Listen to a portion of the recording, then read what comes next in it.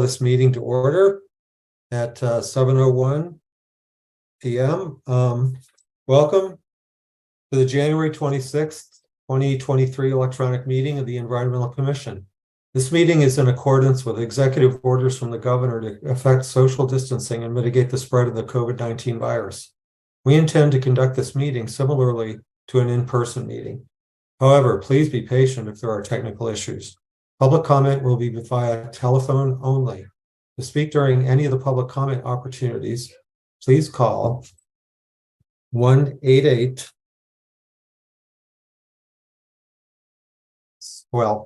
Please call 877-853-5247 or 888-788-0099 and enter meeting ID 922-9696-1644.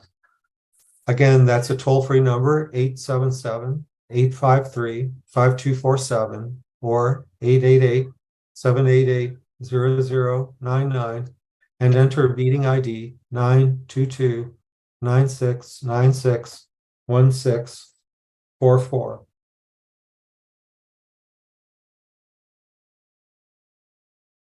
This information is also available on the published agenda in the public notices section of the city's website and on the broadcast of this meeting on CTN Channel 6, AT&T Channel 99, and online at www.a2gov.org/watchctn. Okay. Sean, could you read the land heritage statement?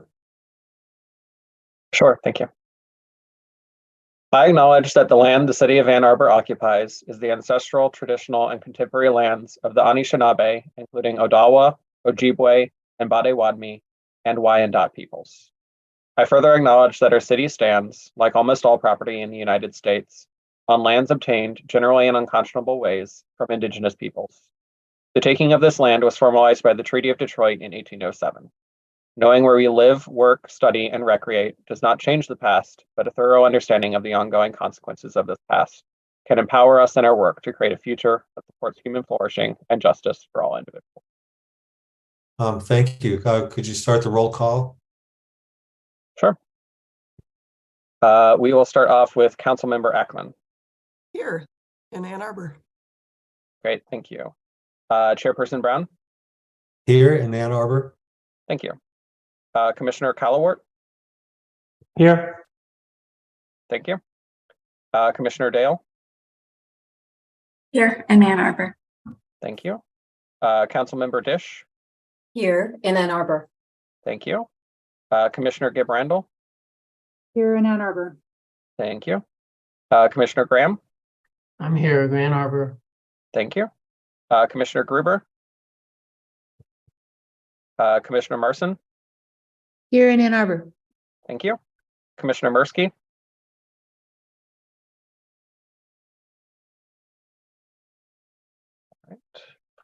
All right. Vice Chairperson Mitchell. Here in Ann Arbor. Thank you. Commissioner Needham. Right. Commissioner Nedrich. Here in Ann Arbor. Thank you. Commissioner Oriole. Here in Ann Arbor. Thank you. And Commissioner Wayne. Here in Ann Arbor. Thank you. And that is a quorum. Great. Thank you, Sean. So let's move on to the approval of the agenda. Do I have a motion to approve the agenda? From Darla Ackman, seconded by Lisa Dish. Any suggested agenda items? No, I hear or see none. So all who approve the agenda as submitted, raise your hand or say aye. Aye. Any opposed? I see no hands, no abstentions, no abstentions either. So the agenda is accepted unanimously. Let's see. The next item on the agenda is the approval of the minutes from our last meeting on January 12th, 2023, which was our planning meeting. Do I have a motion to discuss the minutes? Do we have them, Stephen? Yeah, they were in the agenda. There's a link on the agenda that you can open. I mean, what I do is I go directly to Legistar and open them all there, and just to see if, if the public facing part is all correct. I looked over it. It looks fine to me. Let's see, do I have a motion to accept the minutes from our last meeting? Shannon, seconded by Dharma Ackman. Any discussion? Okay, let's whoever approves of the minutes as submitted, please raise your hand or say aye. Aye. Any opposed? I hear see none, no abstentions, so the minutes are approved as submitted. Next item on the agenda is public commentary. This is an opportunity for persons to speak for up to 3 minutes. Please call 888-788-0099 and enter meeting ID number 922-9696-1644. Again, that is call phone number 888-788-0099 and enter meeting ID 922-9696-1644. This information is also displayed on the meeting agenda and video feed. City staff will select callers that have raised their hand one by one using the last 3 digits of your phone number. In order to electronically raise your hand to indicate your desire to speak, please press *9 on your phone. You will hear an automated announcement that the host is allowing you to speak. When speaking, please move to a quiet area and mute any television or background sounds so that we may hear you clearly. Please state your name and address at the beginning of your comments. And be patient, there is a delay of up to 30 seconds before a connection is established. So is there anybody on the line yet, Sean? There is not. Okay. Well, we'll wait 30 minutes or 30 seconds.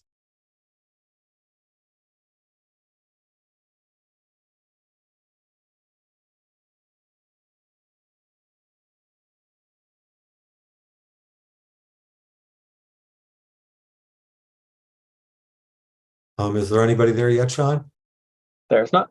Okay, then let's move on. There is no unfinished business this month, so let's move on to new business. The first item is a report on air quality monitoring conducted by city staff, by Sean Reynolds, actually. So, Sean, you have the floor.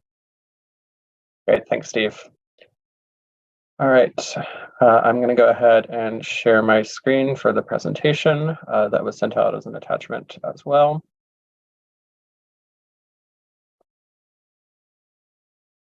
All right, hopefully everyone can see that all right.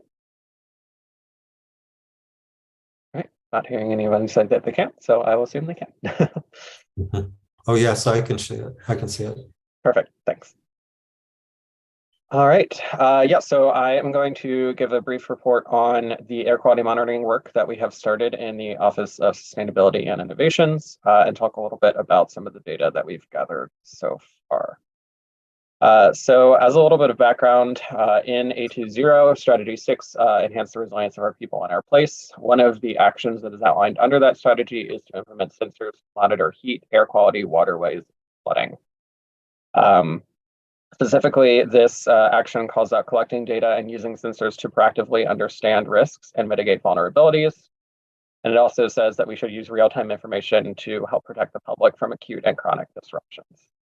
I will quickly mention that it does note waterways and flooding. Those are already handled under our stormwater department. They have sensors on the creeks and on the Huron River. But there were no monitors for heat or air quality operated by the state prior to our work on this. So before last year, there were no publicly owned air quality monitors anywhere in Ann Arbor.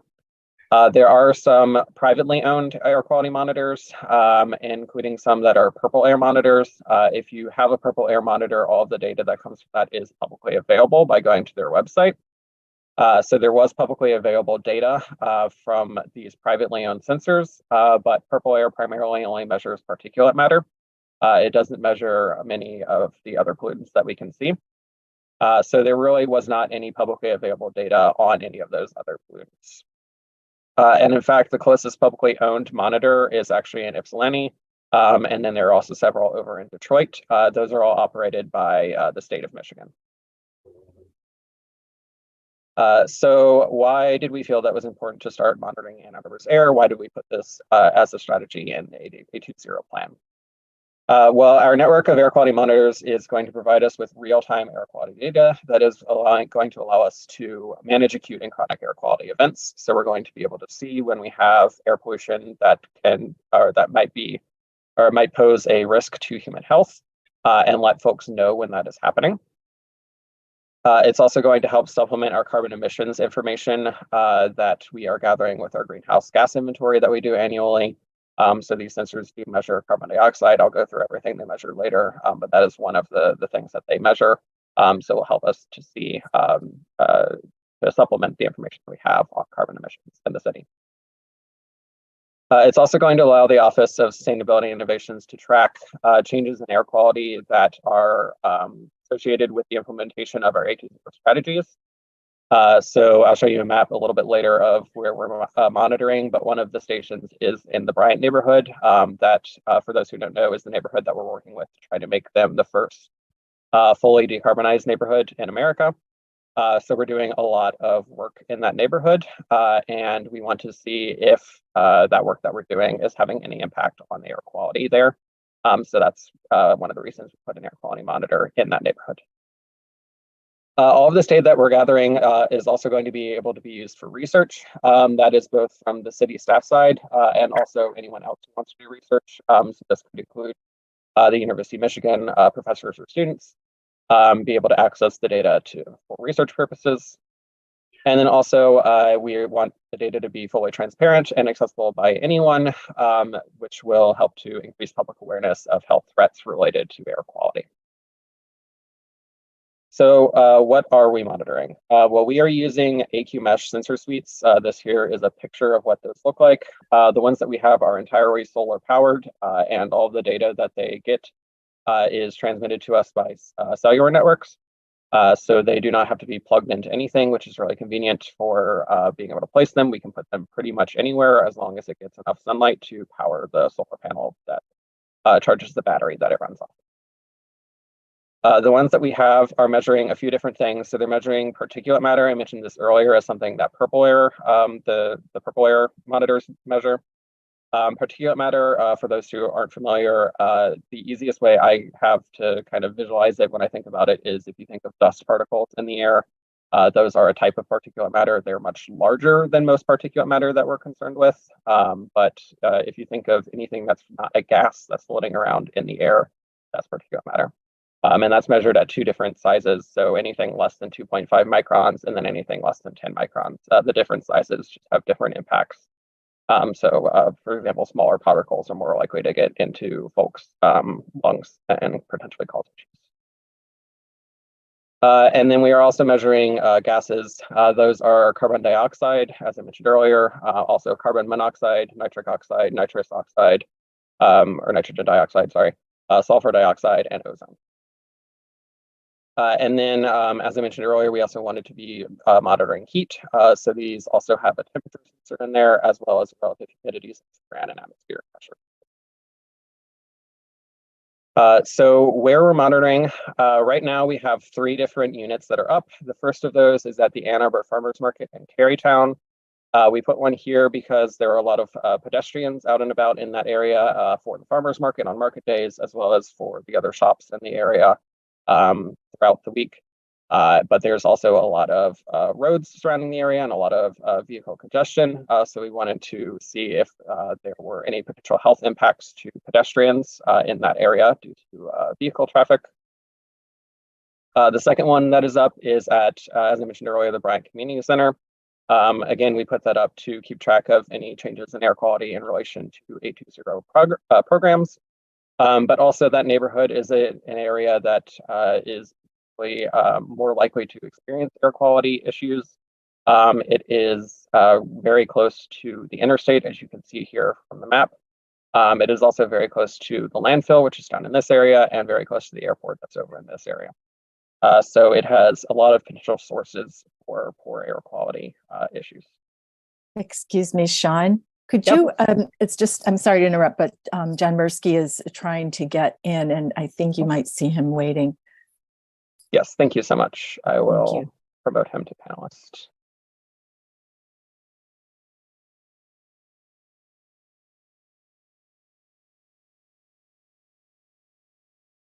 Right. John, I sent the thing to promote you to panelist, so you should be able to join as panelist now. If not, Rita, please let me know, I guess. But I'll keep an eye on it too. All right. The third one that we have up is on Main Street at the intersection with Washington in downtown Ann Arbor. This one we put up again, like with the farmers market, we wanted to see if there were any potential conflicts between pedestrians and vehicle traffic. But we also specifically put one here because this intersection is one that is frequently closed to vehicle traffic, especially in the summer months. And so we wanted to see if there was any difference in the air quality on days when the road was closed to vehicles versus days when it was open. And we have plans to install more of these. We hope to have at least 10 in the network by the time we're done. Probably more than that, but at least 10. I marked a few locations here: Peace Neighborhood Center, Burns Park, and Green Baxter Community Center. These are all sites of future resilience hubs that we are working on developing in our office in collaboration with each of those places. And we want to have air quality monitors at each of our resilience hubs. So we will probably be putting some in at those 3 spots. And then, like I said, several others across the city. All right, so as far as the data goes, like I mentioned, we want this to be completely transparent, so all of the data is publicly accessible. There are a couple of places you can go that I'm going to share in just a second that show this data. So the first page is a2gov.org/air quality. And on that page, you'll find a map of all of our sensors showing the AQI from the previous 24 hours. AQI is air quality index. I'll talk about this a little bit later when I'm showing the data, but it is the EPA's reference kind of way of reporting air quality. And it combines a whole bunch of different gases and then looks at whichever one has the highest concentration. And then assigns a value based on the concentration of that highest pollutant. And it is reported in 24-hour increments. So that live map shows the most recent 24-hour AQI. And then it also has on that webpage, there is a link to download the data in CSV format if you're interested in doing any research or playing around with the data any. And then we also have worked with our IT department to put together an interactive data visualization tool. So that is at a2gov.org/airdata. And I will show that as well in just a second. But it's a really great tool for showing graphs of the data over time. Really quick before I move over to that, I just want to touch on what we've seen so far very briefly. The highest AQI value that we've recorded as of when I put this presentation together the other day on the 19th was an AQI of 4 at the Maine and Washington sensor for January 16th to 17th. That AQI was due to particulate matter less than 2.5 microns. That was the largest pollutant. But most of the time, the AQIs that we're getting from these sensors are in the 1 to 2 range. So I'm going to go ahead and stop sharing this particular screen and switch over. And I will send the promote to panelist request to John again. See if he pops in. And I'm going to go ahead and share my screen for the web pages I was just talking about.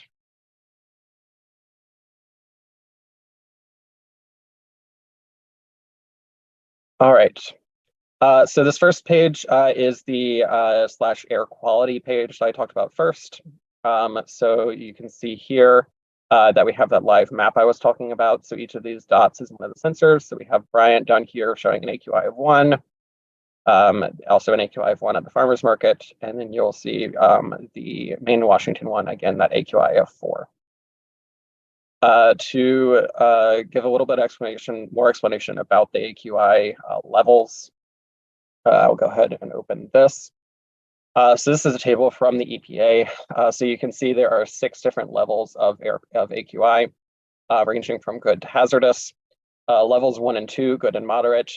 Those are, typically acceptable air quality levels. There's not really much risk for anyone at those levels.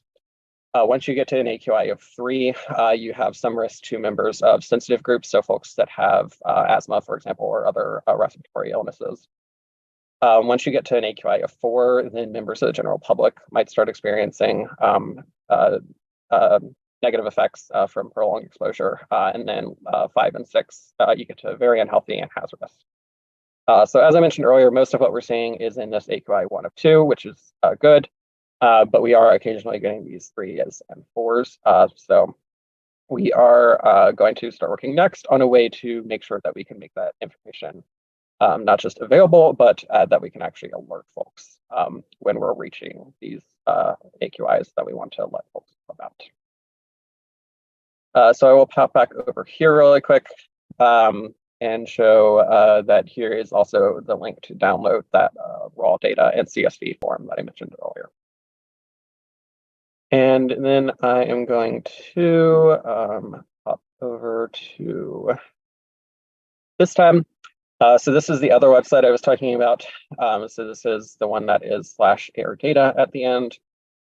This one gives a nice explanation of what we are measuring and how we're measuring it.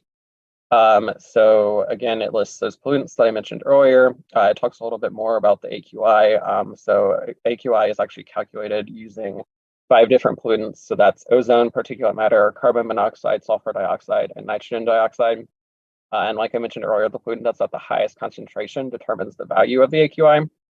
So those values can actually range from 0 to 500, but then those are subdivided into the different levels of AQI from 1 through 6. And then it has that same table that I showed earlier and talks a little bit more about the units of measurement. And then if you scroll down, it actually shows the sensors themselves and what their most recent observation was. The North Main in Washington, you can see is offline. We're having some issues with that sensor. We think that there's a loose wire or something. We need to get out there and check on it.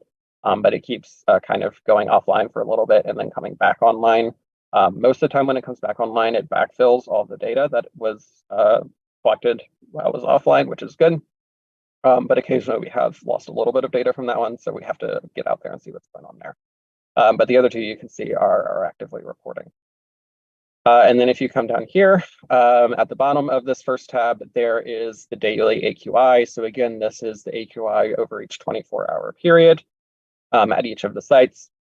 You can see that North Main in Washington has been showing an AQI of 4 lately when it's been reporting.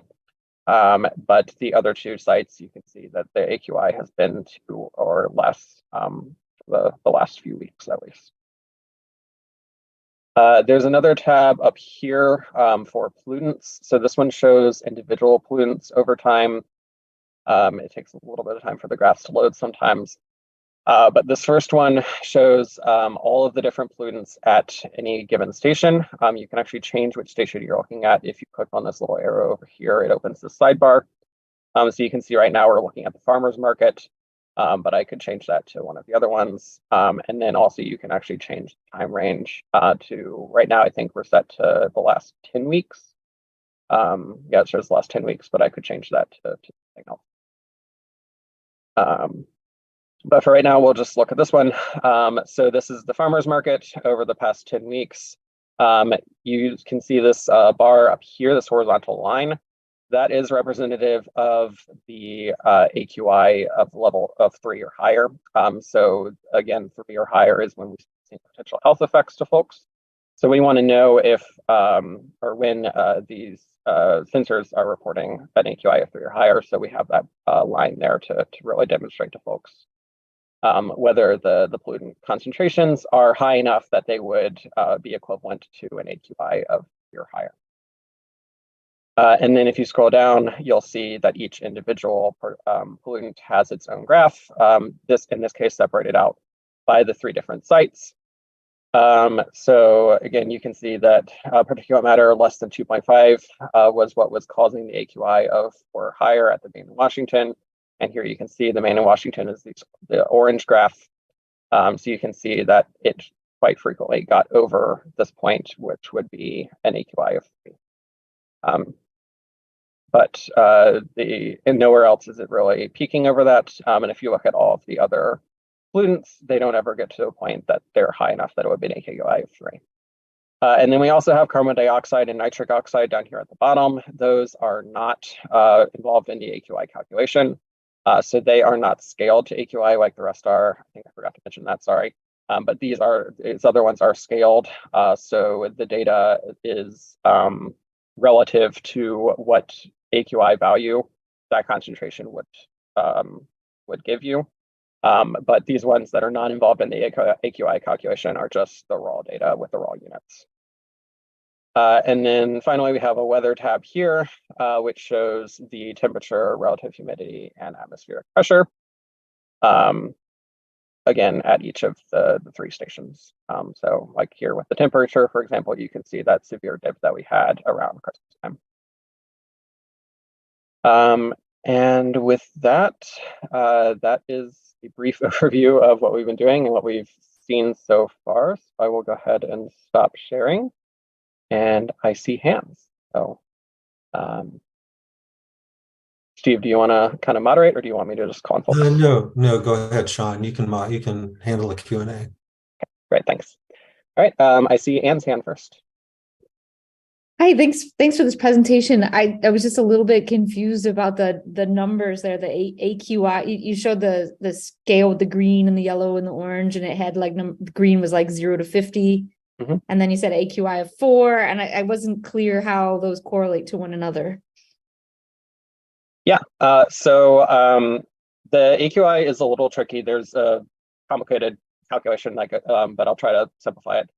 Basically, it's you look at those 5 different pollutants that I mentioned, and you look at their concentrations over the last 24 hours. So again, it's over a 24-hour period. And you find out which of those had the highest concentration during that 24-hour period. And then you look at the concentration of that pollutant. And if that concentration is over a certain value, then so like each value of concentration corresponds to a value on the AQI using that calculation. Yeah, I think actually what my question is, does an AQI of 4 correspond to one of those colored bars? Yes, I see. Sorry. Yeah, let me go ahead and share that graph again really quick. Or table, sorry.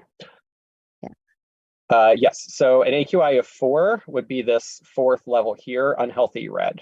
So that's the value of 151 to 200. Okay. AQI of 3 is orange, 2 is yellow, and 1 is green. Okay, that really helps, because I thought like 1 to 4, that was all well within the green. So that's why I was confused.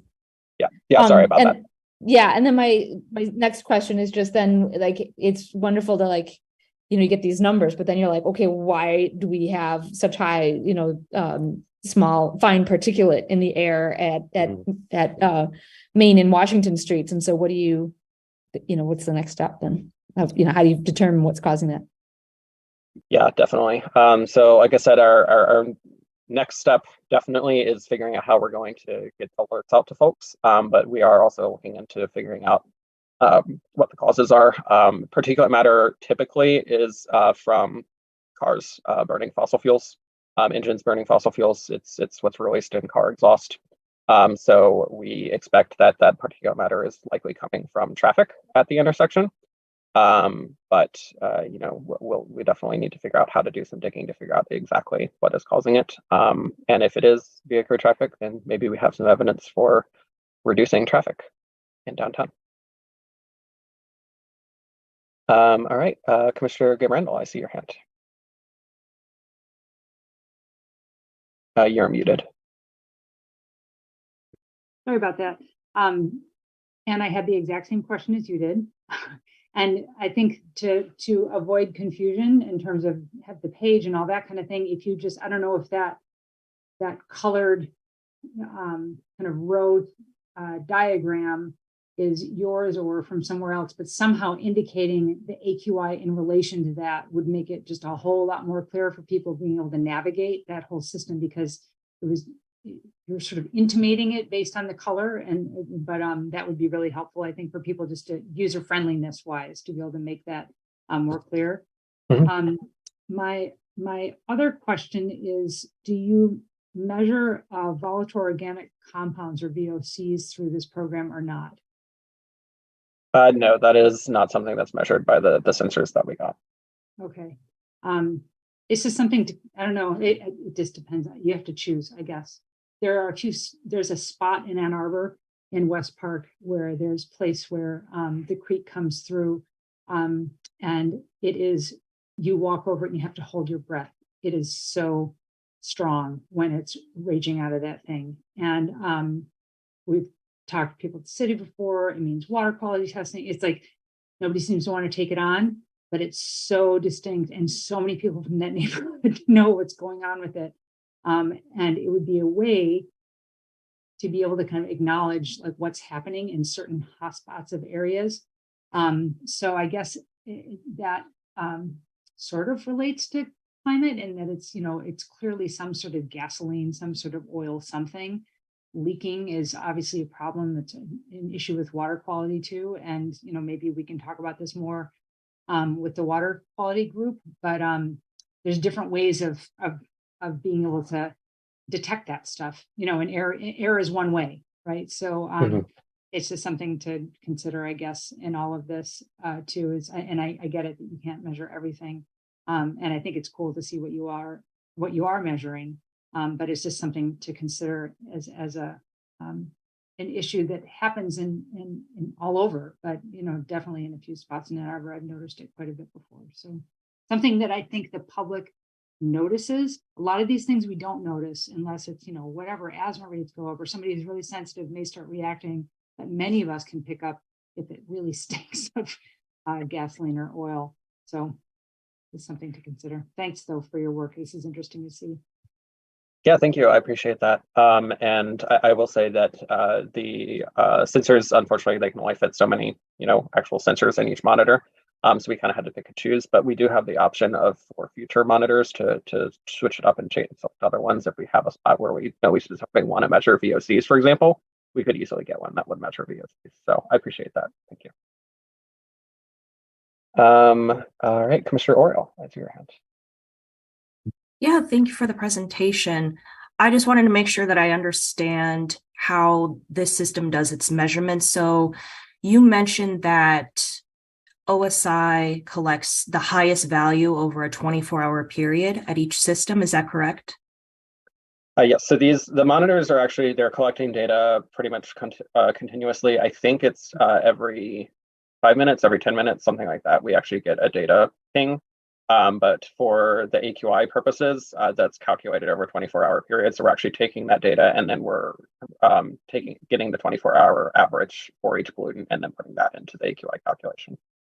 Okay, I see. That was my main question. I was curious to know how often the measurements were being taken by the system. And just to end on a quick comment, I'm really curious to see how this data will be visualized and shared with the community, what key trends we'd like the community to see, and how it would be visualized in such a way that the AQI is understandable for everybody, and perhaps even translated in different languages based off of the community in Ann Arbor. So I'm looking forward to seeing how that will develop. Yeah, thank you. I appreciate that. Chairperson Brown, I see your hand. Yeah, Sean, thank you so much. That's an excellent project. I just missed, when was the installation date for these monitors? So they're actually installed at different times. The farmers market one went up first. That was in, I believe, May of 2022. The Bryant one went up a little bit after that, so probably June. And then the one at Maine and Washington, I think, went up in around October. Oh, okay. So you have less than a year of data Yes. Mhm. so far. I had the other question was, what about calibration? How often are these calibrated? And me, for example, I bought a purple air monitor a couple of years ago.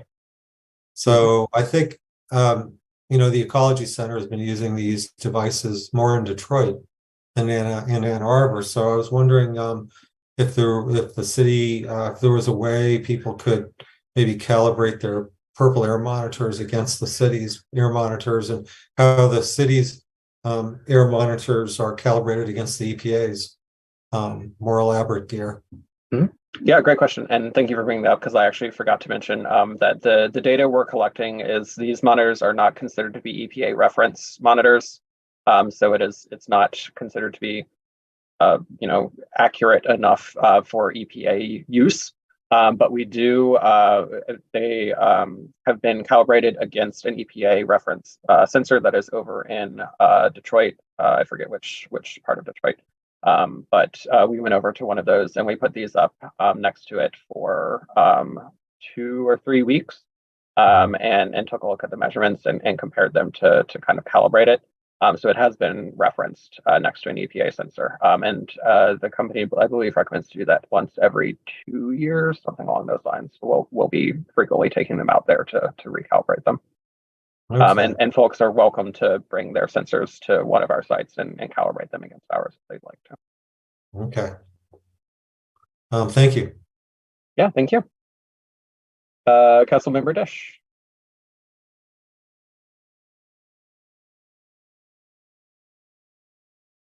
Sorry, lowering my hand and muting. I haven't mastered that at the same time. I just wanted to make a comment about the Maine and Washington reading. And I think it's a good bet that that's traffic. It's interesting that it was those days. It will be really fun when you have that up for the majority of the football season, because there'll be a lot of traffic on Maine. And that is just another argument for taking over control of Main Street from MDOT. Yeah, thank you. Appreciate it. And Vice Chairperson Mitchell. Oh, you are muted. Thought I did that. My question is whether there's a possibility to use some mobile testing for some episodic concerns that might come up. I don't know what those might be, but when I hear about the West Park situation, it might be interesting to have something that we could move around according to something that's brought to people's attention. Is there a spare unit or something available that could be moved? Yeah, that's a great point. We have discussed, we haven't looked into it thoroughly yet, but we have discussed getting another type of sensor. These are relatively small, but they're not particularly portable, especially with the solar panel and everything. So it would have to be a different sensor, a more portable one, but we have discussed getting some smaller, more portable ones and having folks be able to take those out on their bike rides or on their walks or wherever with them to measure air quality as they move. And so that would be a really great way to get that more small scale data. I see Commissioner Chairperson Brown is holding up a portable one that he has. So it'd be something like that. We have discussed, bringing in the 10,000 Trees Initiative a little bit that I run. We've discussed having a survival study of that, so having interns go around and check up on the trees that we've distributed already. And I think it would be a great opportunity to kind of combine projects and have them wear those as they're biking around the city to check up on the trees, just to get a sense of what air quality is all across town. Mm-hmm. Okay, so I wasn't thinking of moving them and measuring, but I was thinking of having various locations where you could test during the course of a day. So I'm not familiar with the testing process, but that sounds very interesting. Yeah, okay, thanks. Yeah, thank you. And yeah, I appreciate that. I hadn't thought of that, but that's something to keep in mind too. Let's see here, Commissioner Mirsky. Thank you. I apologize for joining late. I had a bad day. Identity theft the whole day. So a quick comment and a quick question. The comment is that PM 2.5 is primarily coming from trucks, diesel trucks, and cars, and also very old vehicles. So that's really what's probably driving the PM 2.5. The question that I had is, and I'm hoping someone recollects this more clearly than I do. My recollection is that in kitchens with gas burning stoves, EPA criteria pollutant levels are 4 times higher than the limits that are allowed outdoors, and there are no limits set indoors. Does that sound right to anybody? Sounds Yeah, like a it's recent right news to me. report. They can be up to like 250 parts per billion for NOx, for example, for NOx, and that's the one that I think is usually mentioned by the EPA is the nitrogen oxides, because that's a particular irritant for asthmatics. So that's all I'll interject. So Sarah has her hand up, Sean. Yep. Did that fully answer the question, John? I don't know if Sarah had something to add to that, but yeah, I think it's something maybe that it would be good to bring back to the commission what exactly the numbers are, because we're obviously worried about indoor pollution, but or outdoor pollution, but most people are indoors a hell of a lot more. And if we're worried about these pollutant levels and they're much, much higher in natural gas burning homes, then that says that really we need to be focused there or continue to be focused there. Go ahead, Sarah. Yeah, thank you. Yeah, I just had a quick question. So I wasn't familiar with the AQI analysis, and I just kind of looked it up. So you said you guys took 24-hour averages. Was that just for like the particulate matter? And then on here it says like you take different averages for the different compounds depending on their toxicity. Is that Yeah, right? so it's the averages are different depending on the pollutant. It's complicated Okay. about I which just one wanted is to make which. sure. But Okay. it's reported over a 24-hour period. So Okay. yeah, I apologize. I see. misspoke earlier, but It's very complicated. I'm a Yes. toxicologist, so I like to think about it. And then the other thing, I was looking at the different like weather items you guys are tracking. I know that like sunlight can impact ozone formation. Obviously, like wind can impact the air quality as well. Are you guys also tracking those physical parameters? those unfortunately aren't measured. That's a really good point though. And I'll do some digging and see if those are sensors that could be added on. That would be really nice to see. Yeah, there might be like supplemental data from different monitoring stations within Ann Arbor. But I would think for like your long-term tracking, you know, how you said like you wanted to look at like changes over time and things like that, that all those like physical parameters will wonk up how your analysis comes out. So it'd be good to have more data, more supplemental data. Right, definitely. And we do have a network of weather sensors that I think measures things like that. I don't know if it measures exactly like daylight or wind, but if it does, then we could certainly use that data, even if it's not at the exact spot that our sensors are. Sounds good. Thank you for your presentation. Really interesting. Yeah, thank you for the questions. And Chairperson Brown? Yeah, thank you, Sean. I think if there's no other questions, I think we might move on to the next agenda item. Sounds good. Thank you all. So the next item on the agenda is a discussion of the draft natural features ordinances by the working group leader, Chris Graham. So Chris, you have the floor. Can I share my screen, Sean? Yes, I will make you a co-host so that you can do that. Got it. So I will read a draft resolution, and this is a draft, something we can work on over the next month or two or whatever it takes us to get through this. This package of amendments actually is a pretty major recommendation to the council for some changes to our development code in the city. And so the resolution's fairly important. You would like me to read it, Stephen? I can. Whereas the city of Ann Arbor has declared a climate emergency and adopted a climate action plan, which at least acknowledged the importance of trees and called for the protection and enhancement of our tree canopy. Whereas Doug Ptolemy and Richard Dark in their books, Bringing Nature Home and The Living Landscape, brought far more recognition to the need to use our communities, our backyards, to support the diversity of life, including birds, pollinators, caterpillars, trees, and native plants. Whereas such restoration work is as important as carbon emissions in reducing in the reduction and protecting Earth's human life-giving biome.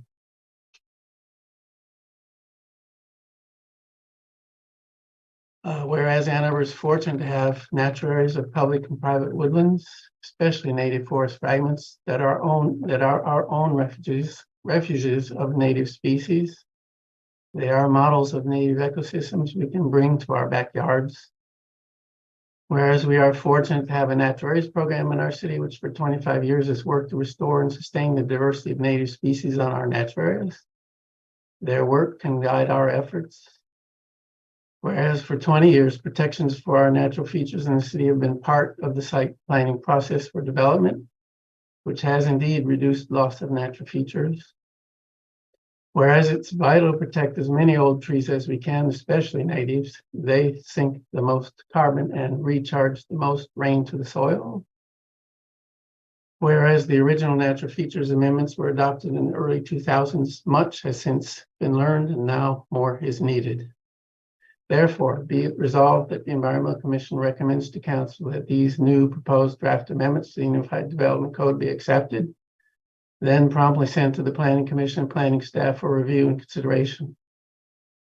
Resolved that since plans are imminent to condense the city's master plans, one of which is a natural features master plan, into a single document, likely much reducing the presence of the city's concern for natural features to a few abbreviated pages, that the council asks the CPC to consider the matter without delay.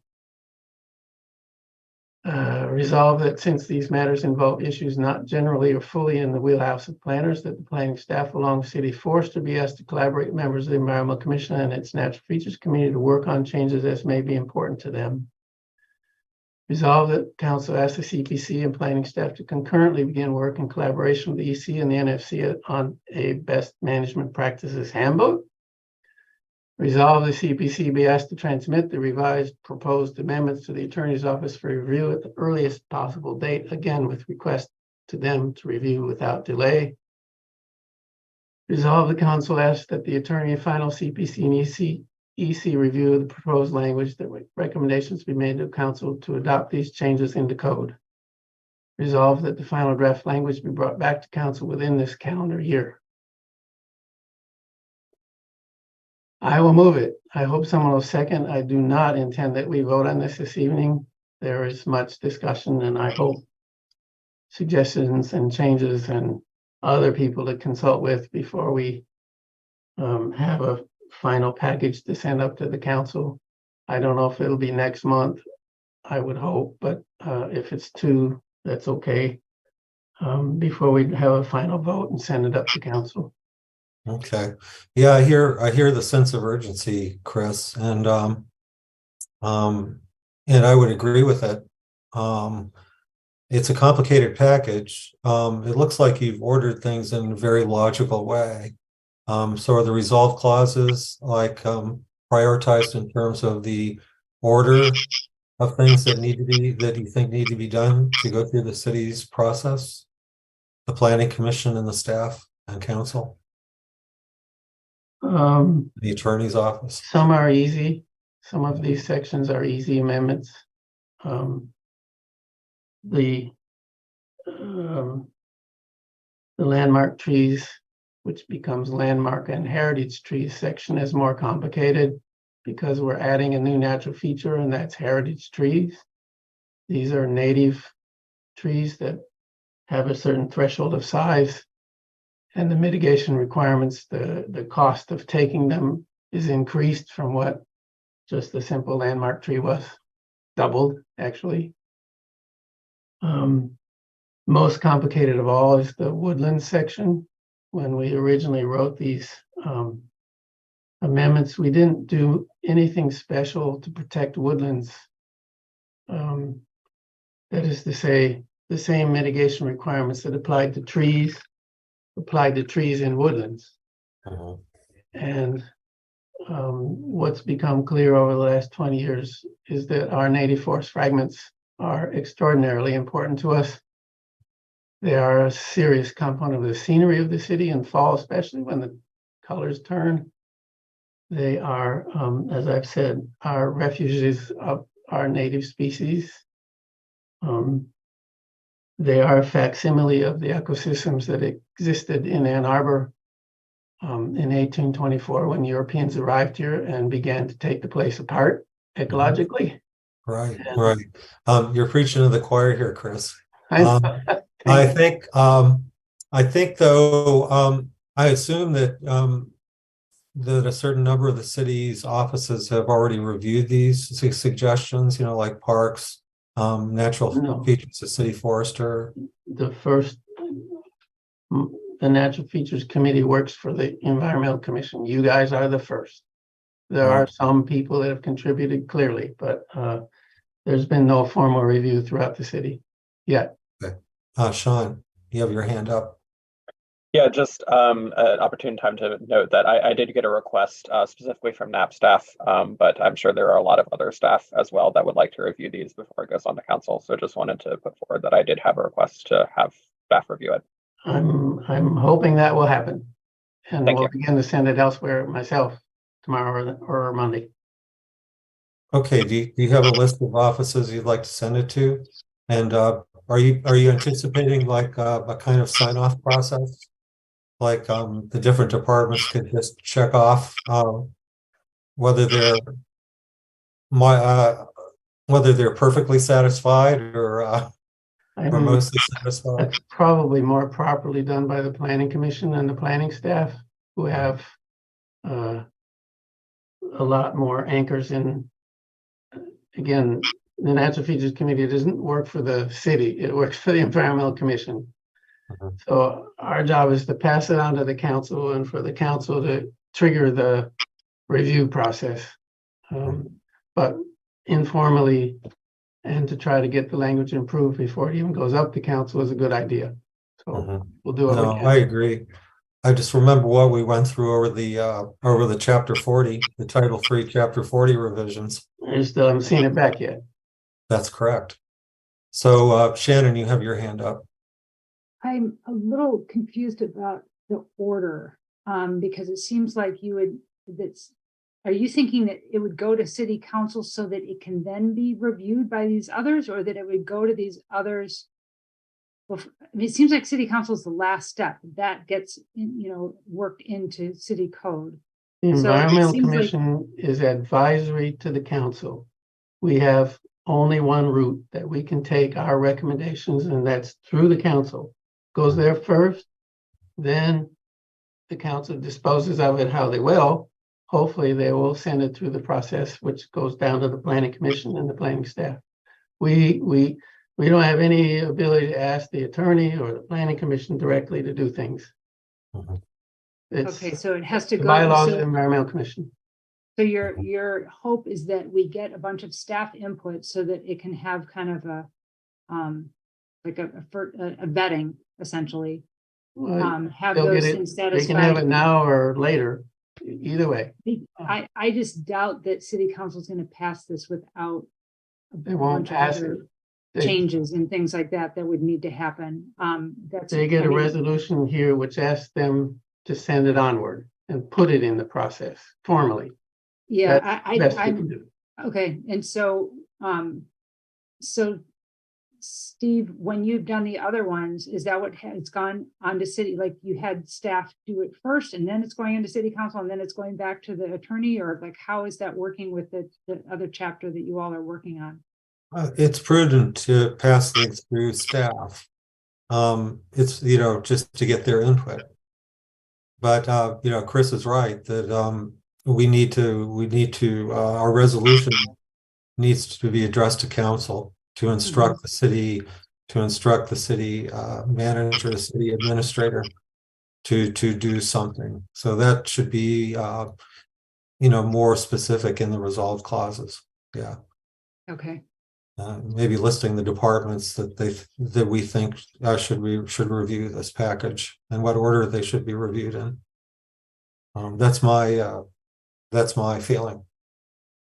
Okay, so that's a process question that I have. And then there's just a bunch of kind of like editing kinds of things. There's certain things that don't feel very ordinance-like in terms of the language of it. Sentence fragments, you know what I mean? Things that just don't feel like they're part of our normal code. They are not. Hyperbolic at points, you know, and so it's like, how does it get sort of tightened up and more kind of consistent with the kind of language that we have throughout the rest of the UDC?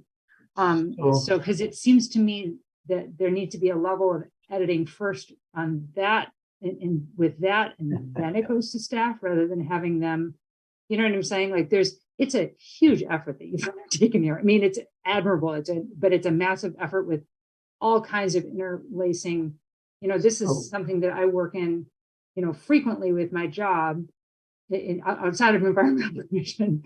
And it's confusing to me, you know, and I work in this, you know, so it's like thinking about how all these pieces and parts interact. You know, I mean, you know, you pull one string and then all of a sudden all these other pieces start, you know, getting unraveled and yanked on things. And so I think I would, I think it needs some level of kind of figuring out and tightening up and making more consistent with the kind of language of the rest of our ordinances before it goes on even to staff in some ways to sort of get it to that point. And then it would go to staff. I mean, it's tough too, because I mean, Lisa can tell you too, the bandwidth that Planning Commission has right now to be able to work on something like this in terms of that level of editing is not going to, it's like that level needs to be done at a different place rather than with them, because it's been very difficult for Lisa and I to things that we really care about. It's really been hard for us to be able to get things on the group agenda for what we're trying to work on for the next 2 years. Now, if something comes down from City Council saying you have to work on this, then that's different, right? That gets sort of automatically put on our plate. But those are some of my initial thoughts. So if I can respond, Please. Shannon, the current code has language in it that has the same problems you're suggesting. That is to say, it's not typical code language. And the reason is that natural features are not in any way called out as a thing that can be regulated in state law. Whereas almost every other aspect of zoning in our code is called out and enabled by state law. The language that's in the code currently was originally called guidelines. It wasn't put into an ordinance because we were afraid that this level of regulation, this kind of regulation, would be easy to sue against.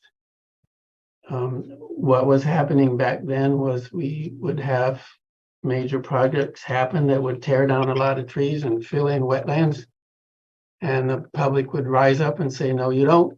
And then council members would spend the next 6 or 9 months in a negotiated, very complicated set of meetings between the developer and themselves and those of us who opposed destroying natural features to finally get an agreement on a development and made nobody happy. Although some natural features were saved in almost every one of those cases. These guidelines, which were very wordy, like this set of documents is, and like the current code is, were put into the code when we consolidated all of the development disparate development statutes, ordinances into one. If we're going to lose the master plan, we really need to have enough language in the ordinance so that when you go to court, you have the justification and rationale for why it's important to have protection for native forest fragments, why it's important to have protection for heritage trees, why they're important to us. That's what a master plan does. The guidelines were developed to help the planners figure out how to negotiate with developers. Why it says why. And I agree, this is not normal code language, but especially if we lose the master plan, we need to do this to some degree. There's always a way to say things less in fewer words, but the substance of the explanation needs to be here because it's not going to be anyplace else. And I hear what you're saying, and there was, I get it that there were these sections, especially in the sections where you were describing each of the areas that's in the existing code. Yep. I would say that these sort of take it further down that road in terms of the way that they're written. And so I would encourage that same tone that you have from the last time and to be able to kind of tighten it up. I get it that it's not like this many inches and blah, blah, blah. It's not like that. You're trying to describe why, but that it's still kind of feels, it just has a different feeling about it in some ways than the one from before. And I'm not saying that it's not okay to state things in a way that indicates how important things are to us. But I think that the style of the one from before sits better within the context of the code than the style of the ones that are in front of us right now. And I think the content can still be in there, but that just stylistically, again, there's there's not complete sentences. You know what I'm saying? There's just things that need to be kind of tightened up and smoothed out and figured out. So that it feels more cohesive. Well, maybe you can Zoom with me and show me exactly where. Give me some examples anywhere, and then maybe we can work on it a bit. As I said, there are always shorter ways to say things. Okay. It's quite difficult to do that, like writing poetry. All right. Okay. Yeah, hopefully you two can do that offline. John, you have your hand up. Thank John you. Markey. Briefly, just from a process point of view, I second Chris's motion. I think we really should have a second before we go into discussion of the resolution.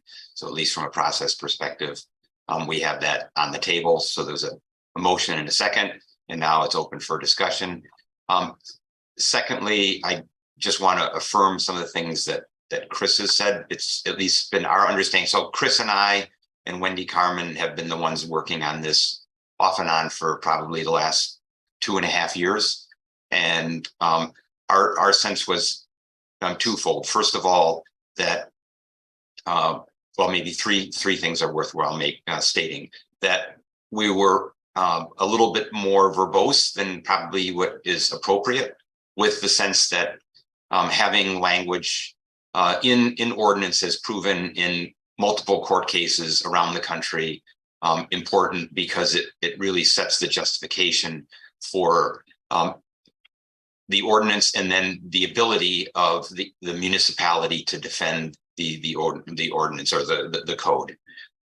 Secondly, we are not regular code writers, and so we took it to a place where we thought the content was all there, and we applied, I would say, the third principle, and that is we felt that our work on this, to the point where we felt it was perfect, was likely to be dramatically edited along the way by planning commission, by legal, by city council. And so we could stew over this and do all the editing that maybe Shannon might think is good, but then have what we put together be taken apart and put together completely different by staff, by planning, by city council. So rather than the perfect being, at least our perfect being the enemy of the good, we wanted to get it to this group so that we could discuss exactly these things and decide how to do this, because we've been tweaking this. Chris, how long have we been tweaking these? Probably for just what you see in front of us has not changed dramatically in a calendar year's time, I would say. I mean, there's been some minor changes. So that's why we wanted to get this in front of you and finally get some input and hopefully get it to others who are professional code writers and would have a sense of what is going to stand up legally, what is the kind of thing that planning and the city is likely to adopt, as opposed to those of us who do this, once every couple of years where we help write, ordinance language. So Lisa, go ahead. Well, thanks. I wanted to just acknowledge the incredible work that you guys have done. This is incredible and it's important. I think your instinct to stop here was excellent, because I think you're right. You guys could hone and hone and hone, and it probably wouldn't be helpful. I think it would be a good idea to think about process a little more deeply and actually possibly check in with a couple of staff and maybe Mr. Dahoney on what course this should take. You are right that as an advisory body to council, the resolution has to direct council to direct blah, blah, blah. But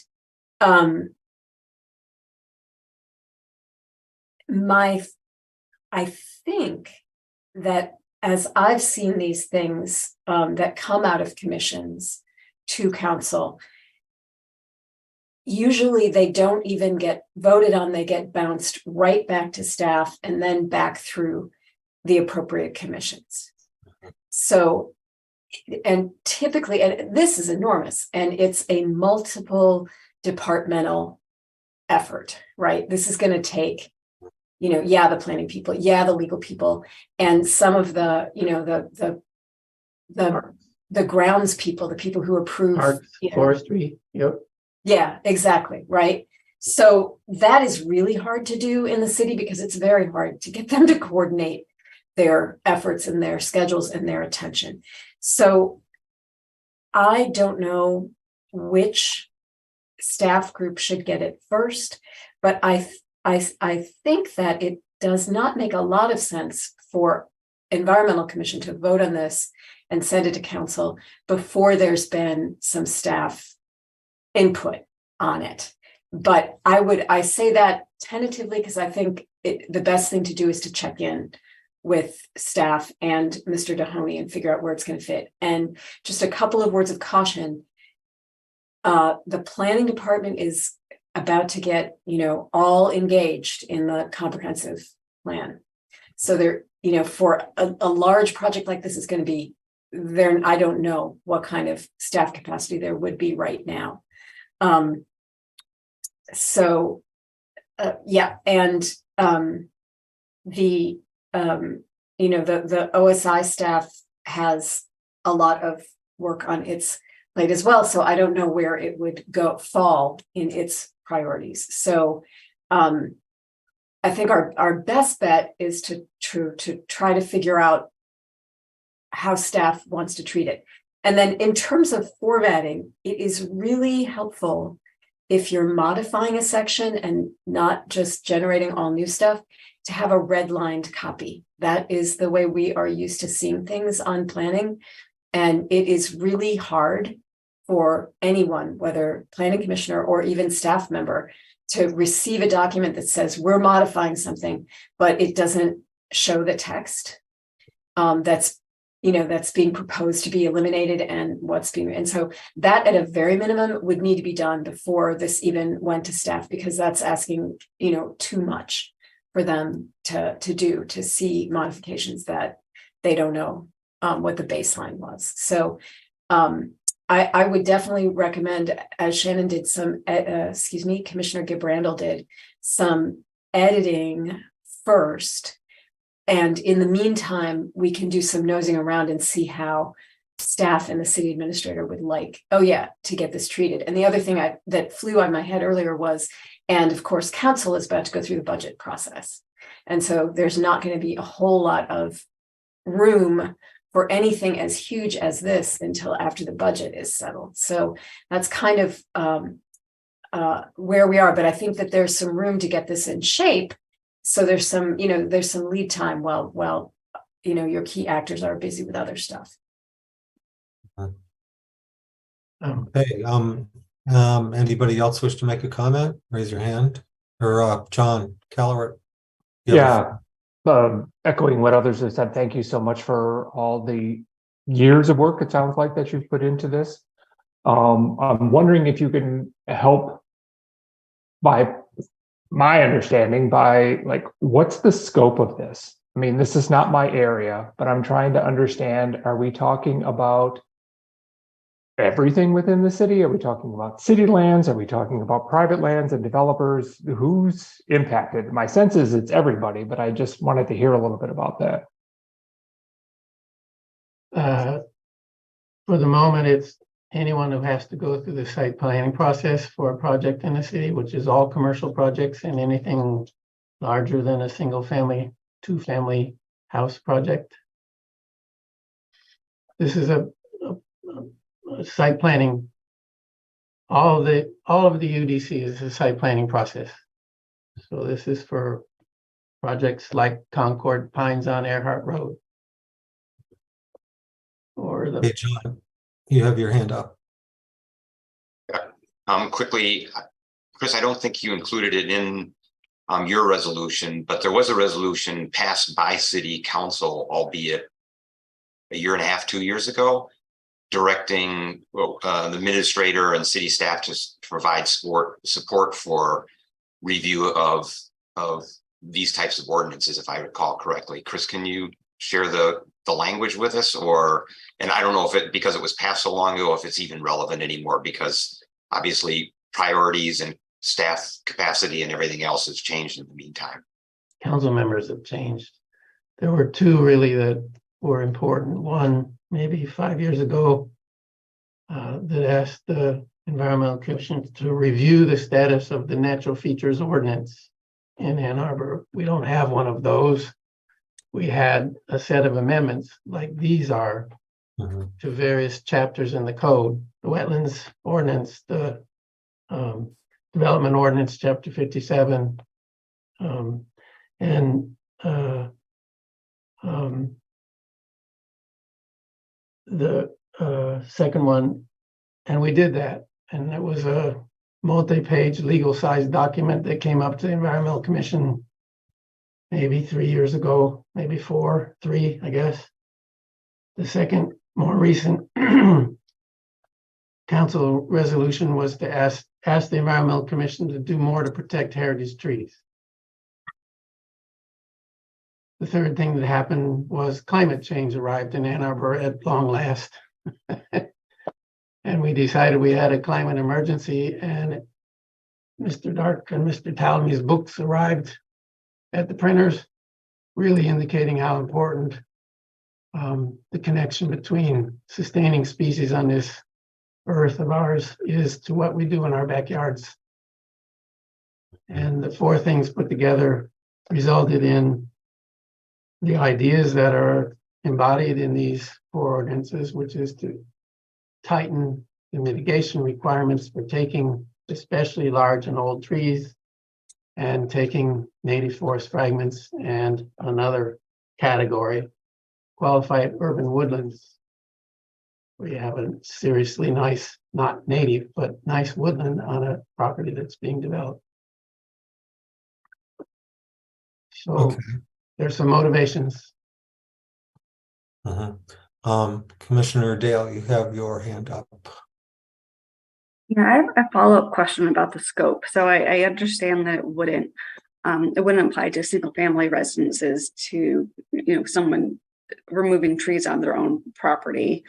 Does it apply to Does it apply to right-of-way, public right-of-way? Does it apply to Ann Arbor public schools? Because like the public schools are also exempt from zoning, right? So those would be other cases where it doesn't apply, correct? Does not apply to schools, does apply to any city projects on public land, does not apply to the university, does not apply to single-family houses yet. We would like to do a step 2 here, where we do some kind of mini natural features requirement for people redeveloping single-family properties so that trees get protected. We're losing dozens of old trees a year on projects on single-family properties. And we think we can do something with a grading permit that's similar to what we've required for stormwater retention.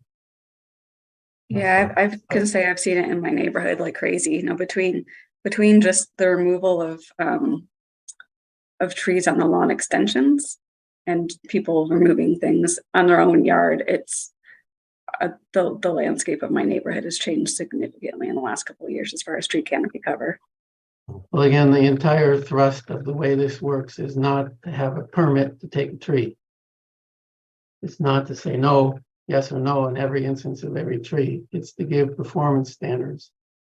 And most of all on single family properties to make sure that mature trees aren't lost, not because they were cut down in order to do an addition, but because the contractors drove over the roots and killed them, which is the way most of them are going. Unintended loss is huge. But that's another year we get into single family property. Okay, Commissioner Ackman, you have your hand up. Yeah, I just wanted to second what Councilmember Dish said about the redlining. And this is probably largely a function of me being new, but I feel like I have no context really for this, like how much it differs from what we do today in Ann Arbor. And that would be just really helpful because otherwise I just feel like I have no basis. I'm also curious whether you modeled it on other municipalities or kind of what was your inspiration and what were you using to guide this? I have done red line versions of the woodlands and the tree sections, and they are Byzantine because the language was so much updated in both of those sections. The others are easy. You might not like what you ask for. We'll see. In the case of modeling on other communities, we were the model. We invented this stuff in the early 1990s. Nobody else had been doing it. And again, I say again, the state enabling ordinances, statutes for zoning don't talk about natural features. We put another line in our development ordinances. A petitioner shall, to the fullest extent possible, minimize the damage to natural features. Nobody else's code has that. We've gotten away with it because the trade-off of being able to negotiate a good deal about protecting natural features at the planning staff level before a petition went up to the planning commission for approval solved the problem of controversy. And instead of a long drawn out process where people were fighting about protecting every natural feature they could, that got negotiated in based on the standards, the guidelines, the language, the original language that you're seeing. And in return, the developer got prompt decision. Time is money for those guys. And only when we've overstepped our bounds a little bit have we gotten sued. Most of the time, it's just been wonderful. In the case of Concord Pines on Earhart, a lot of very nice trees were cut down there. They couldn't all be fit on that property as replacement trees, even under our current code, and we're strengthening it. They had to put into the tree fund $250,000 plus plant a whole lot of trees on their property. So we've had some high impact over the last 20 years and done it very smoothly. But as I say, it's not enabled in the state statutes for us to do this, which is why the language.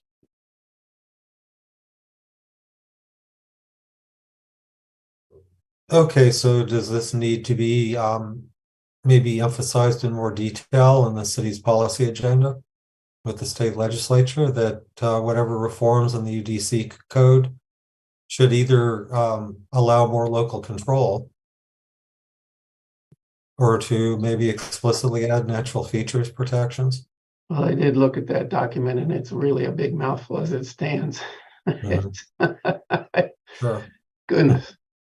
Sure, Chris. Well, it looks like you have all the content there. What I'm hearing, I just want to propose something, and what I'm hearing is that maybe we should, as a final push, we should have maybe expand a task group to look at this and revise and do all these revisions and redlined revisions. Chris, you were mentioning that you already did this for woodlands in the tree ordinance and the woodland ordinance. Do you have a redlined copy of the current code? Not one I've done against the current language. And whether I've kept them from several versions ago or not, I don't know, but it's doable. Microsoft Word will compare two documents pretty quickly. And you'll see it's a little scary. Well, this seems like a potential way forward. Let's see. I would ask anybody to make suggestions if they're so inclined. I see Commissioner Mursky's hand is up.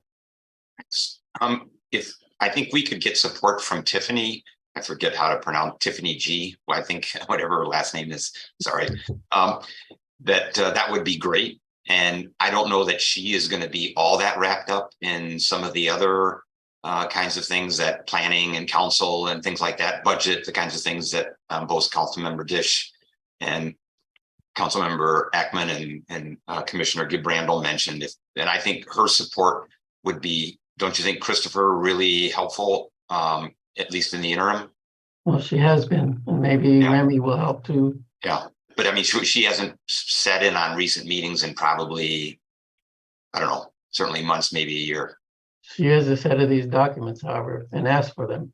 So, so maybe if we can get some explicit support through the administrator for some capacity from her side, that will greatly help in the kind of editing that Commissioner Gibrandel mentioned.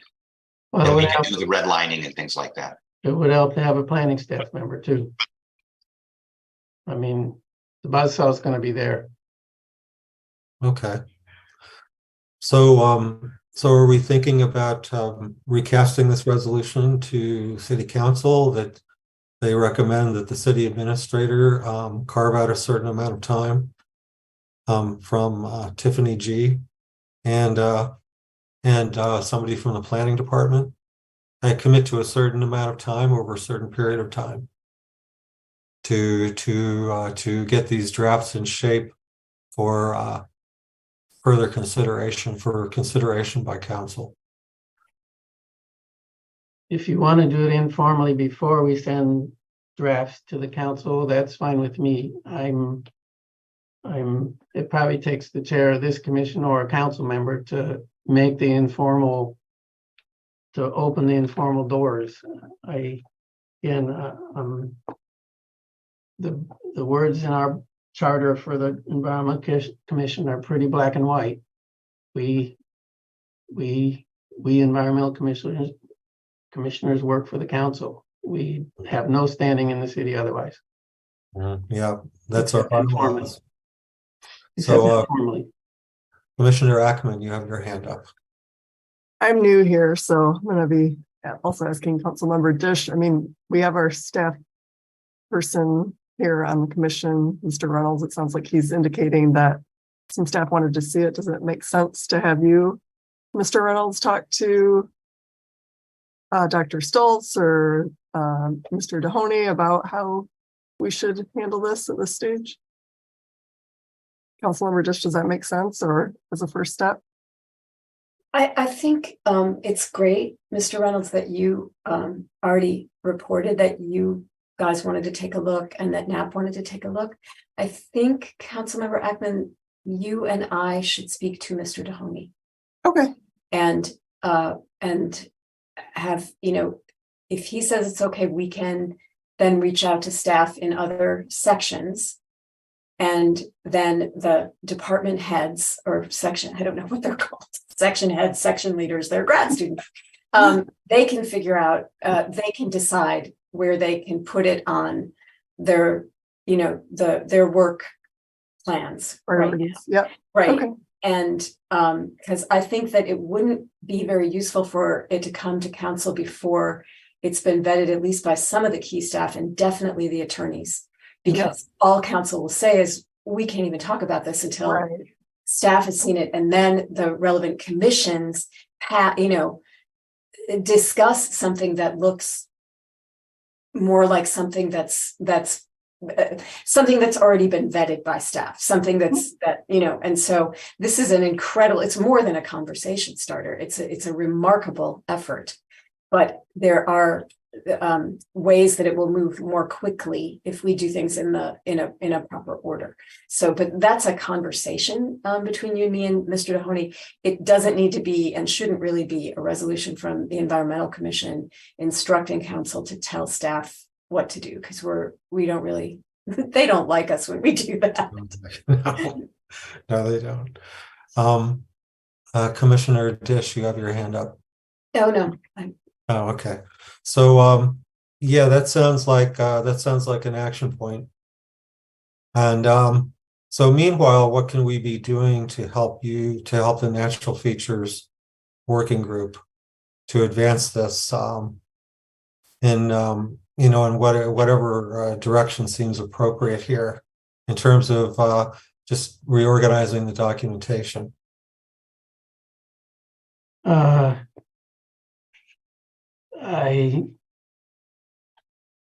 Their input would be number one on my list. I'm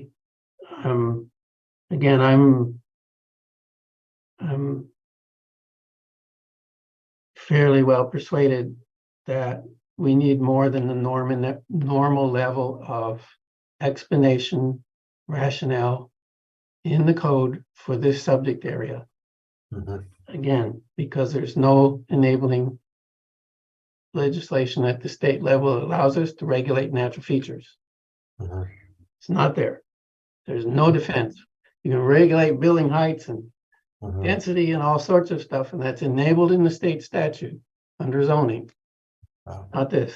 And so I'm going to be defending as much language as I can, albeit there's always a way to say things shorter and more carefully. But I really need to get in the weeds with people about it. So okay, Chris, what people do you think are important to get into the weeds with? Remy, Tiffany, I don't think Missy has time, but maybe you do, Sean. A planning staff member who's been working on natural features for a long time. Parks person, because our best native forest fragments are on the parks, and because of all the reasons I said in the resolution, it's our Noah's Ark, those things. And what they do and what the Natural Areas program does is what we need to educate people to do in their backyards, and certainly do anywhere near a natural feature native forest fragment that's not publicly owned. Okay. I don't think attorneys want to work with anybody. They have their own world over there, but maybe McDonald was around when we did this to begin with, but otherwise I think they're all new. Okay. So maybe council members Dish and Ackman can convey those, you know, the desire for those departments to be pulled when they talk to Mr. Dohoney. Is that a good course of action? Yeah. Okay. All right. Meanwhile, Chris, I'd like you to think about if you've really lately only had yourself and John and Wendy, devoting a lot of time to this, I would hope you can recruit some more volunteers from the commission. I will, and I'll go back to the larger natural features committee and include these other people on that. And again, it's difficult to write language in a committee of any size. That's yeah, it's a very camel. tough. So, but at least we can hash over the ideas and make progress. Yeah. I have the feeling that a lot of the content is there. It's just a question of putting it in the right form and putting it through the right process. Right? Yep, That's my process is feeling. important. Yeah. So would the Parks Commission have anything to contribute to this discussion? I think so. One of the I- documents in here amends the alternative mitigation plan. Tiffany suggested that it's not, the current code suggests that if you can't fit all the mitigation, all the replacement trees on a property, that you could negotiate a plan for the petitioner to work on some other property to put the trees there. Tiffany said, well, I have no way of monitoring that. I have no way of measuring that. I'm not able to manage that. What makes more sense is to charge the tree canopy loss fee for the trees that can't be put on a property that's being developed, on the site that's being developed. Charge a canopy loss fee and put it in the tree fund and use it for natural feature stuff and tree planting. And one thing I put in there that it could be used for is deer management. There's an off the books way to solve that problem. And especially if we're increasing the mitigation requirements, there could be some money going through that fund easily to pay for deer management. The fee that Concord Pines paid for all the trees they couldn't fit on their property on Earhart was $250,000. So good thing to talk to the parks people with.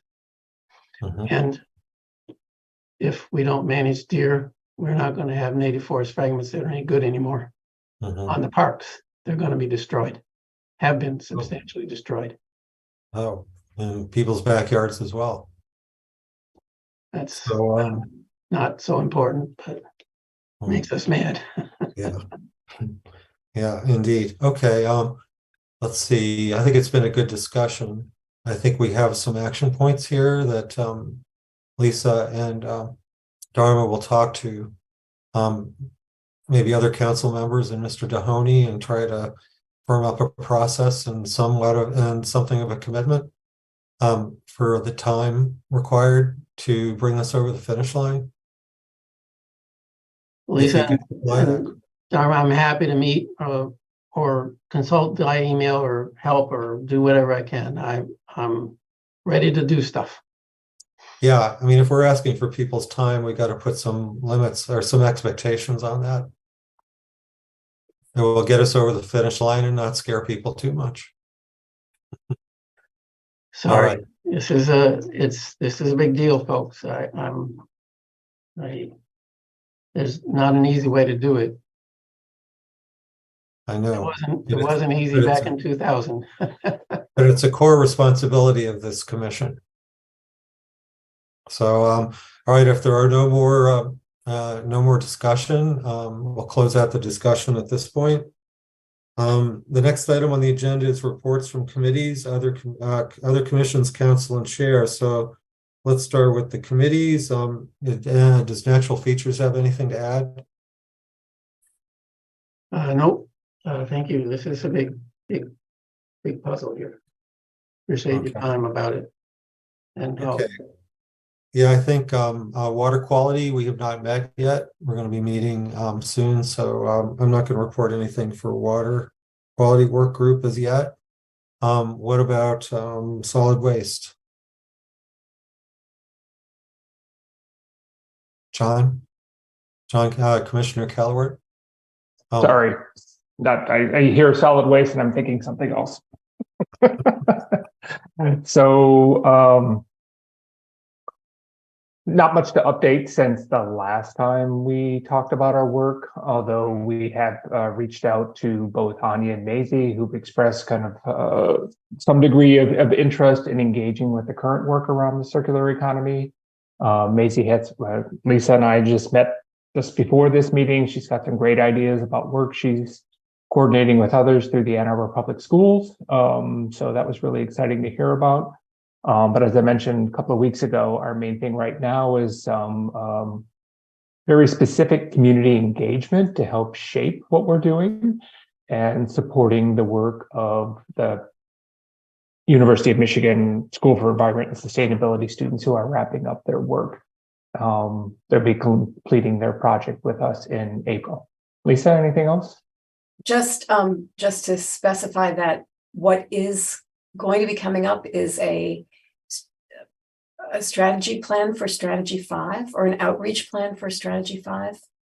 And it's a little confusing because it's all plan speak, but we are definitely, that is the outreach that John is talking about, that we, there is a person helping us build the community team that we're going to need for equity to be at the center of that strategic plan for strategy 5, which is building the circular economy.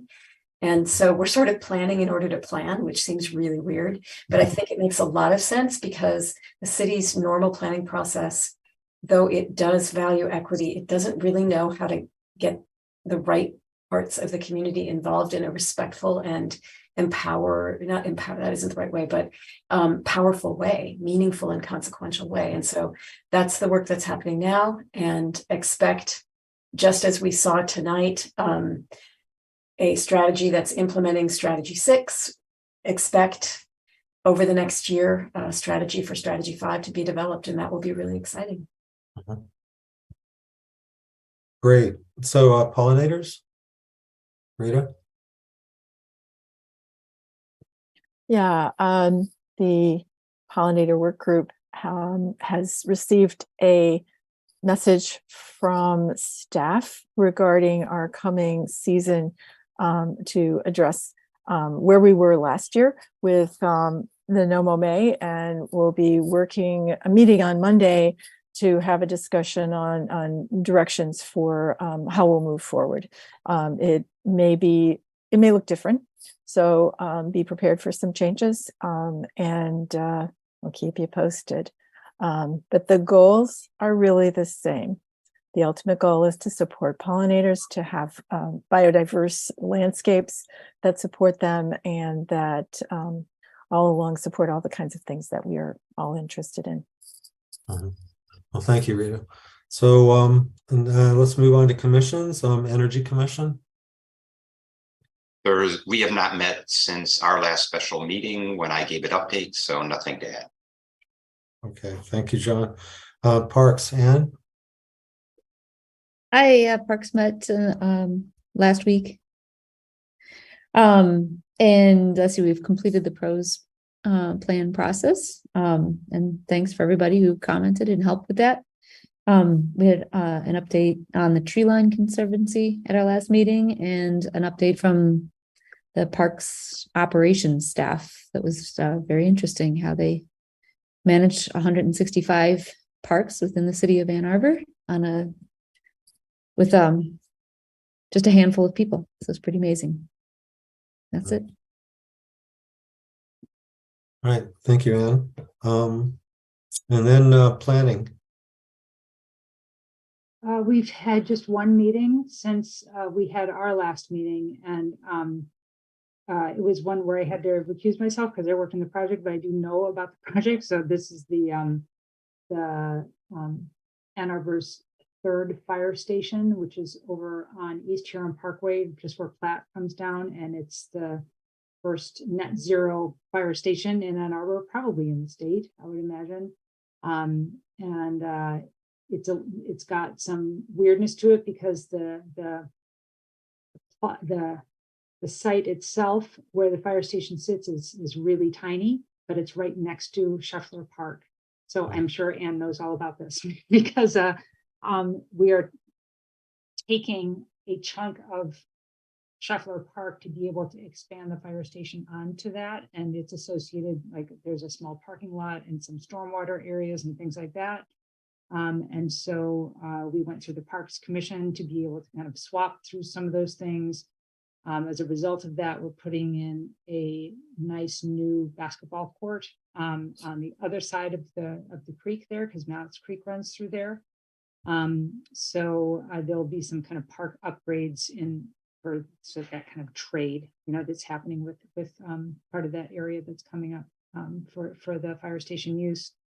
The whole intersection is going to be reconfigured through there. Right now, where Platte comes into Eastern Parkway, it's a 3-way stop, and it will become kind of 4-way into the fire station parking lot, which really isn't a place where many of us are ever going to go in, but it's where fire trucks are going to be coming out. So there's going to be a lot of changes in that area to be able to accommodate this use so that fire trucks can pull through their building rather than backing out, which is what happens right now. So lots of changes, and pretty exciting that they were able, through combination of solar and geothermal and things like that, to be able to achieve net zero on this building. Hey, thank you, Shannon. Yeah, I read the MLive article. And it looks like a good number of the city's departments had really worked well together to make it happen. Yep.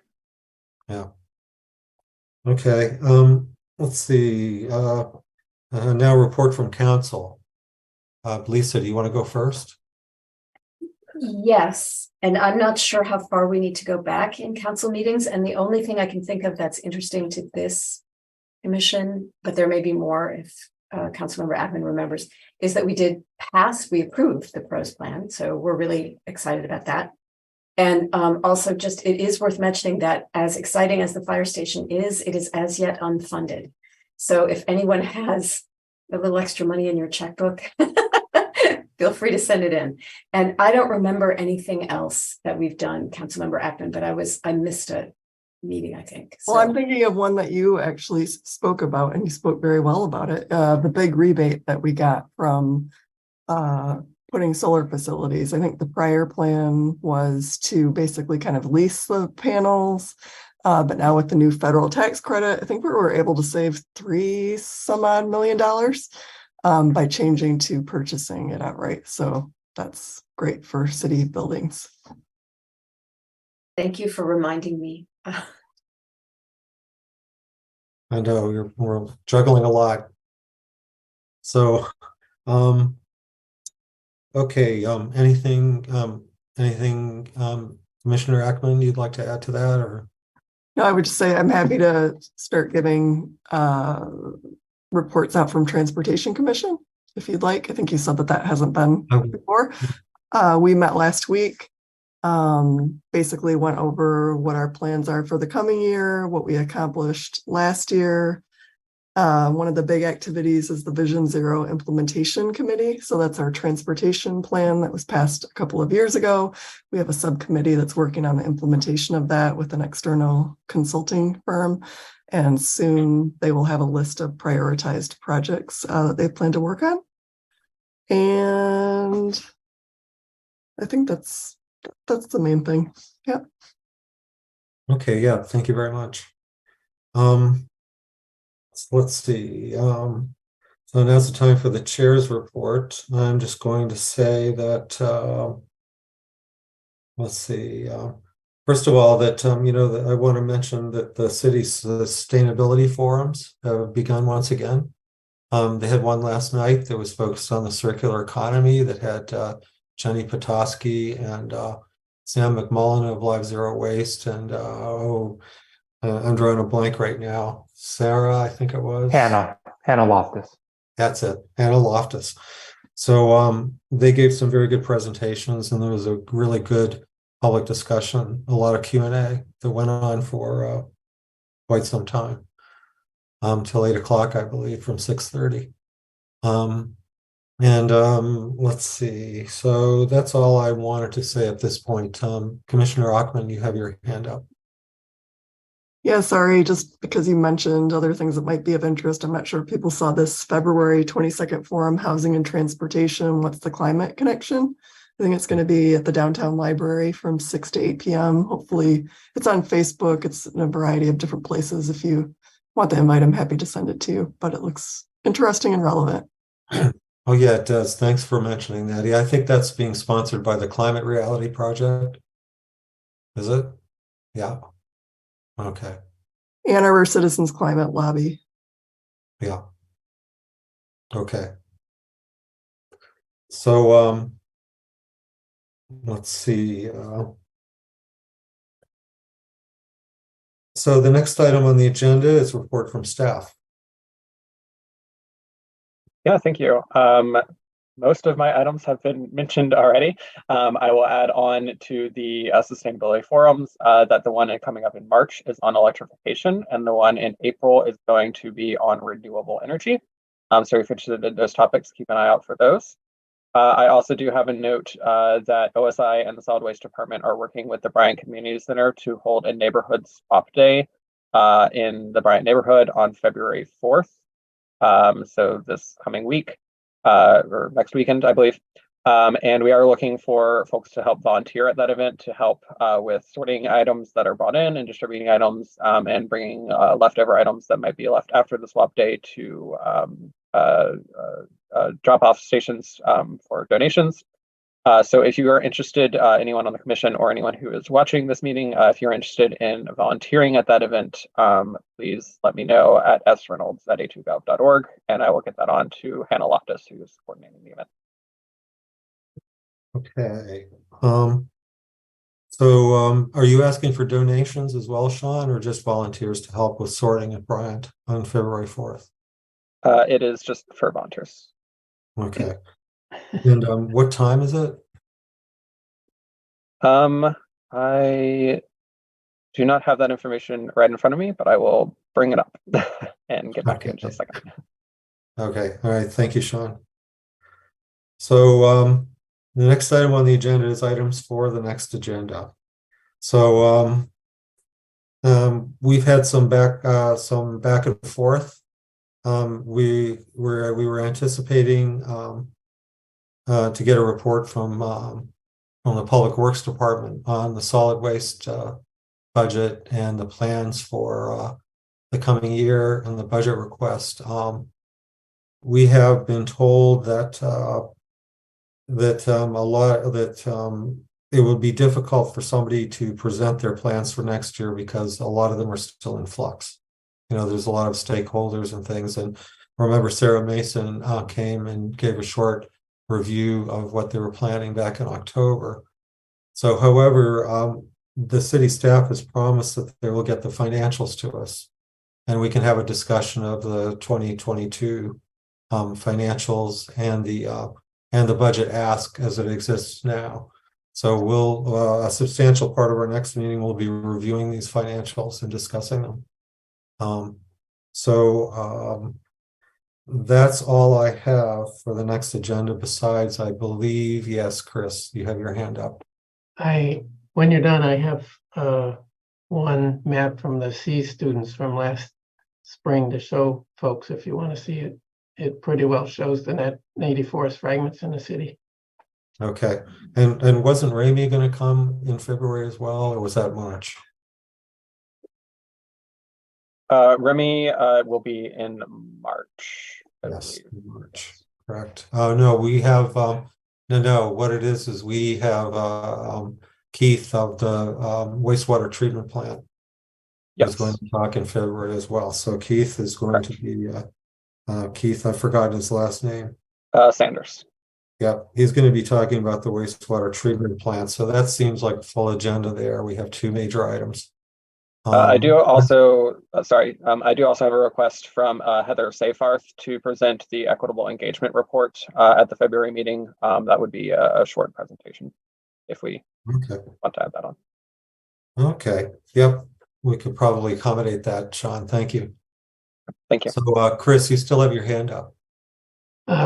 Yes. Sean, if you let me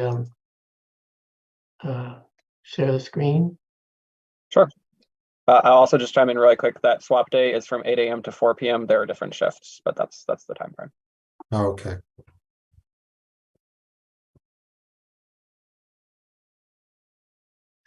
Oh, this is one map from the C students that worked on our forests last year. The dark green are oak trees. They are the city's native forest fragments.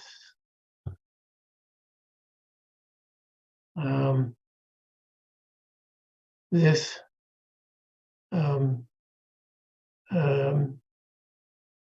area is where am I? Earhart. This is east of Domino's Farms, along Ford Road, and a lot of hickories in there. That's the orange. That's Mathi, isn't it? Mathi's on Dixboro, which is out yonder. Sorry. Let's see if we get Mathi out here. I think it's the East Medical Campus south of there. This is, and you can see a lot of great native forest fragments in the East Medical Campus area. Yeah, that's a park, I believe, over there east of Yeah, that's that's Marshall Park. That's Marshall Park. That's right? Marshall Park, yeah. Yeah. Marshall Park is up here, right? Correct. And this is the East Medical Center area. I think East Medical area is further south. Yeah, the East Medical area is south of Plymouth Road. This is a parcel that was developed back before we had natural features ordinance amendments, and we managed to save this native forest fragment and a lot of really nice wetlands on this parcel after 6 months of serious work. These are the sugar bush and other parks along Georgetown, in the Georgetown neighborhood. Each tree, by the way, here has a identification, so there's lots of information here. Chris, is this a link that you could send to all of us that is publicly accessible? No, this is me tapping into the university, but it will be. Okay. And what is pink and yellow in here? Yellow are hickories, pink are everything else that's woody, including a lot of maples, but it's also picking up the shrub thickets and so on, which is certainly true around Thurston Pond here. Will this become part of the natural features inventory, kind of like GIS interface, which I frankly use all the time? I'm so glad that you're going to be able to have this and have access to it. I think we need to do a second step with C's and get all this pink reconciled a lot better. This is Black Pond Woods, which used to extend out into the golf course before they put a fairway through here. We have another layer that I can't seem to open that actually went back all through the old air photos, and we put a line around what were native forest fragments back years ago. And this one went out this way, but didn't go nearly as far south. So this native forest fragment has expanded since then. Okay, Chris, that's a great look. Do you have an anticipated time when then the commissioners could look at it, or maybe a beta test, and then it could be made available to the public? Is there a target date for that? I'm not in charge. It's the IT guys, and they have a full plate also. But and Jason Talent, who was the advisor for the students and used to work for the city and still works for the university, is working to get the data in a form that the IT guys can plug into our system.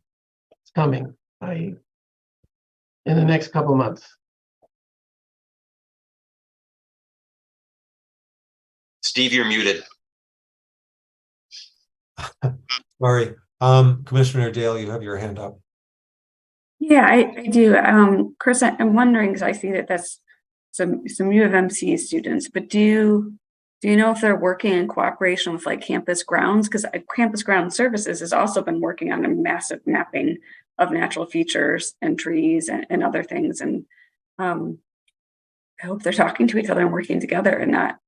The group is done. It was a specific project that the city engaged them to do, and that was to look at our forest canopy across the city and identify areas of grass and identify down to the species level the trees that we have in the city.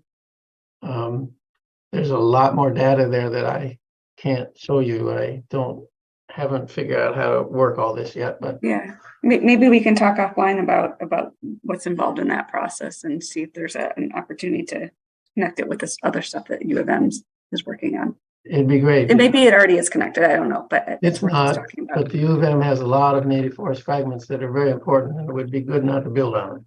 Yeah, Get them restored. great. Okay, great. Thank you. Rita Mitchell, you have your hand up. I just want to thank Commissioner Dale for raising that issue, because the opportunity to work cooperatively with the university on these things where we have one community, but kind of two separate administrative parts has been something I think has been challenging to us for a long time. And the more we can pull together, the better. And natural features is a perfect area to do that.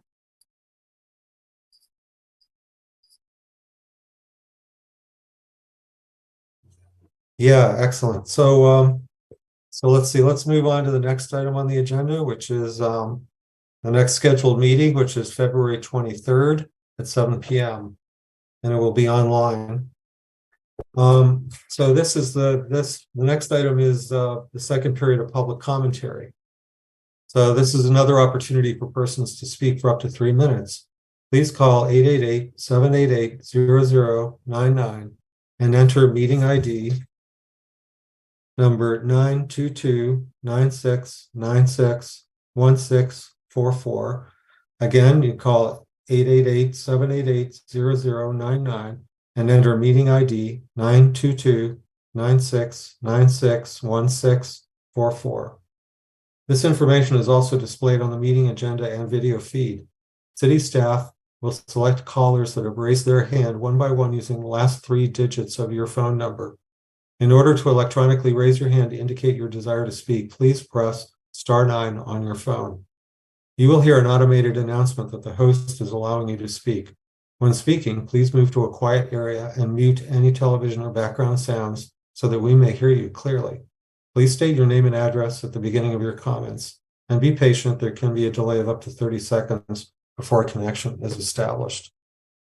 Do we have anybody on the line as yet, Sean?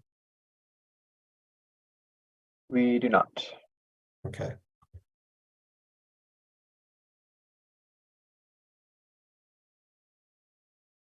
So we'll wait 30 seconds. Meanwhile, let's see.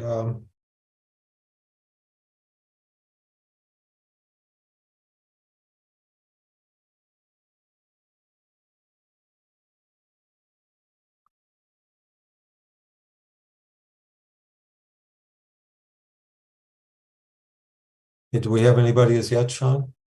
We do not. Okay, well then I will declare this meeting adjourned at 8:59 p.m. Thank you, everybody.